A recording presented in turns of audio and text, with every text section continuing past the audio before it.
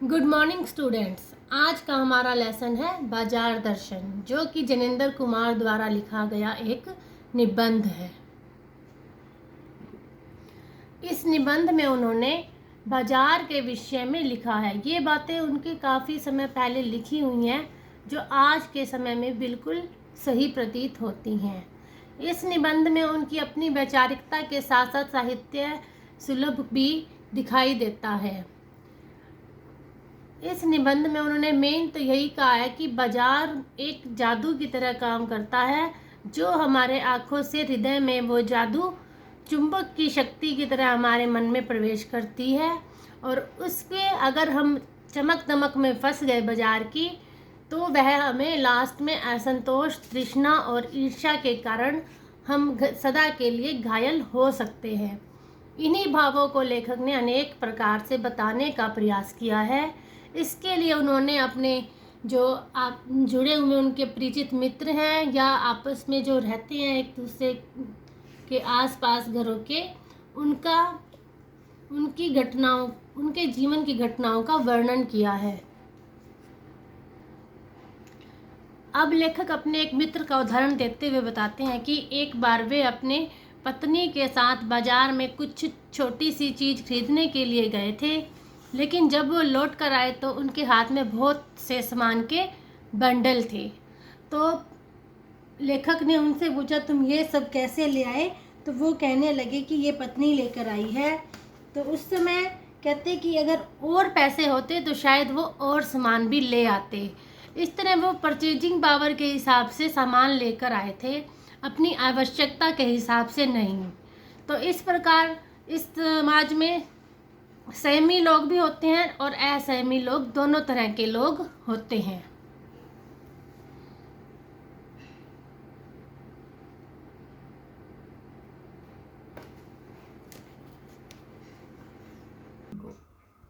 कुछ लोग सहमी होते हैं जो अपनी आवश्यकता के अनुसार ही बाजार से वस्तुएं खरीदते हैं, लेकिन कुछ असहमी होते हैं जो अपनी परचेजिंग पावर को यूज करते हैं और बहुत कुछ खरीद लेते हैं। उन्हें इस बात का आभास नहीं होता कि उन्हें चाहिए क्या, उनकी ज़रूरत क्या है। ऐसे लोग अपव्यय न करते हुए केवल आवश्यकता अनुरूप खर्च नहीं करते, बल्कि वो बहुत ज़्यादा खर्च करते हैं। और जो लोग समझते हैं कि यह सामान फिजूल है और वो नहीं खरीदते, और वही लोग अपने पैसे को जोड़कर गर्वीले बने रहते हैं। लेखक कहता है कि वह मित्र आवश्यकता से ज़्यादा ही सामान ले आए और उनके पास अब रेल टिकट के लिए भी पैसे नहीं बचे। लेखक उसे समझाता है कि वह सामान परचेजिंग पावर के अनुपात में लेकर आया है, ना कि ज़रूरत के हिसाब से। बाजार तो पूरी तरह से सजा धजा होता है। वह ग्राहकों को अपनी ओर आमंत्रित करता है कि आओ आप मुझे खरीद लें। ग्राहक सब कुछ भूल जाए और बाजार को देखें। बाजार का आमंत्रण मूक होता है, मतलब बिना आवाज़ का होता है। अगर उसमें आवाज़ होती, अगर कोई हमें ये आकर कहे कि मैं ये चीज़, यह सामान बहुत अच्छा है और हमें खरीद लेना है, तो हम वहाँ पर नहीं जाएंगे। इसीलिए वो बस बाजार में सजी हुई चीज़ें देखकर जो मूक आमंत्रण है हमें हमारे हृदय में इच्छा जगाता है, और यही मनुष्य को असंतोष, तृष्णा और ईर्ष्या से घायल कर सदा के लिए बेकार बना देता है। जब हम बाजार में जाते हैं तो हमें कुछ चीज़ें लगता है ये हमारे लिए आरामदायक है, हमें ये खरीद लेनी चाहिए। पहले हम जब खरीदने के मूड से जाते हैं तो हम वो चीज़ ले आते हैं, लेकिन बाद में हमें घर आकर या काफ़ी समय बाद ये एहसास होता है कि यह चीज़ हमारे किसी काम की नहीं है।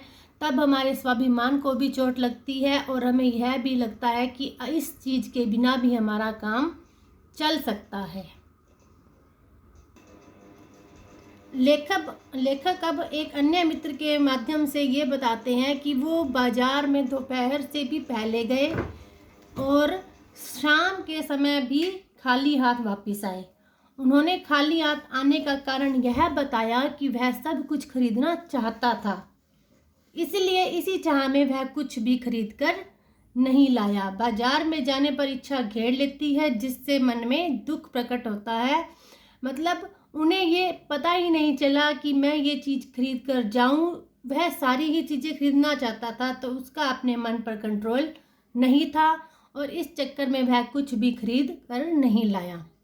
बाजार के रूप सौंदर्य का ऐसा जादू जो आंखों के रास्ते हृदय में प्रवेश करता है और चुंबक के समान मनुष्य को अपनी तरफ खींचता है। जैसे चुंबक लोहे को अपनी ओर खींचती है, उसी प्रकार बाजार का जादू भी आंखों से होकर हमारे मन में प्रवेश करता है और उस तरफ हमें आकर्षित कर लेता है।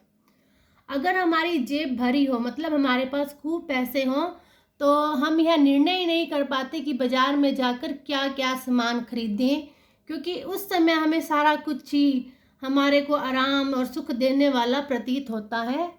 लेकिन जैसे ही वो जादू का असर, उस बाज़ार के जादू का असर उतरने लगता है, तो वही चीज़ें हमें कष्टदायक प्रतीत होने लगती हैं और उस समय हमारा मन भी दुखी हो उठता है और हमारे स्वाभिमान पर भी ठेस पहुंचती है।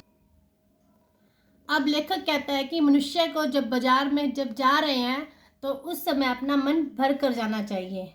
जैसे गर्मियों में अगर हम पानी पीकर जाएं तो हमें लू लगने की संभावना कम हो जाती है, तो इसी प्रकार जब भी हम बाजार जाएं तो हमें यह पता होना चाहिए कि हमने क्या खरीदना है और हमारी क्या ज़रूरत है।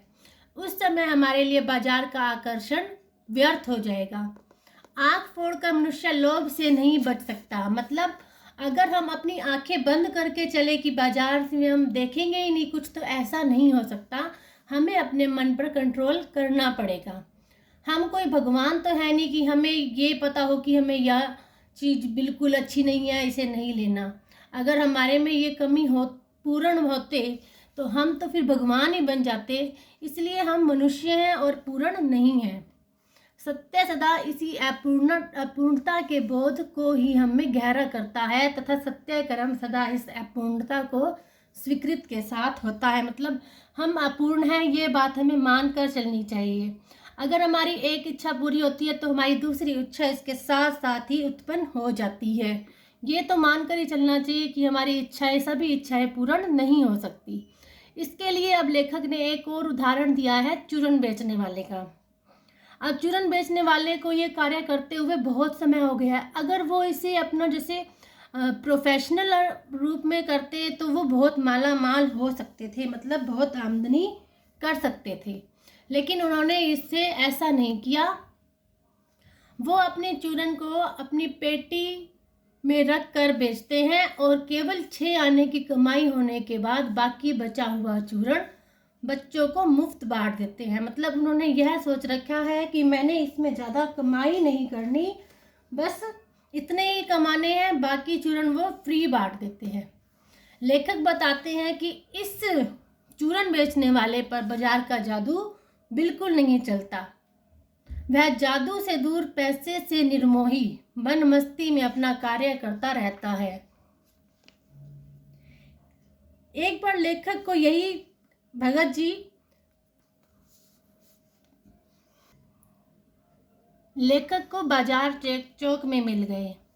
अब लेखक ने ये देखा कि बाजार पूरा सजा हुआ था और फिर भी भगत जी के मन में किसी के प्रति, किसी भी चीज़ के प्रति कोई आकर्षण नहीं हुआ। उन्होंने कुछ भी खरीदने को नहीं सोचा। वो बड़े स्टोर के पास से चौक बाजार से गुजरते हुए वही अपनी जहाँ से उन्होंने सामान खरीदना था उसी दुकान पर पहुँचे, अपनी ज़रूरत का सामान लिया और चल पड़ते हैं। उनके लिए चांदनी चौक का आमंत्रण व्यर्थ दिखाई देता है। मतलब वहाँ फैले हुए सारे कपड़े, चीज़ें, जो भी सामान है, उनके लिए उनके मन में कोई भी इच्छा नहीं जागी, क्योंकि सामान खरीदने के बाद उनके लिए सारा बाजार व्यर्थ हो गया। अंत में यही लेखक स्पष्ट करता है कि बाजार को सार्थकता भी ऐसे ही मनुष्य दे सकते हैं जो अपनी ज़रूरत को, अपनी चाहत को जानते हैं।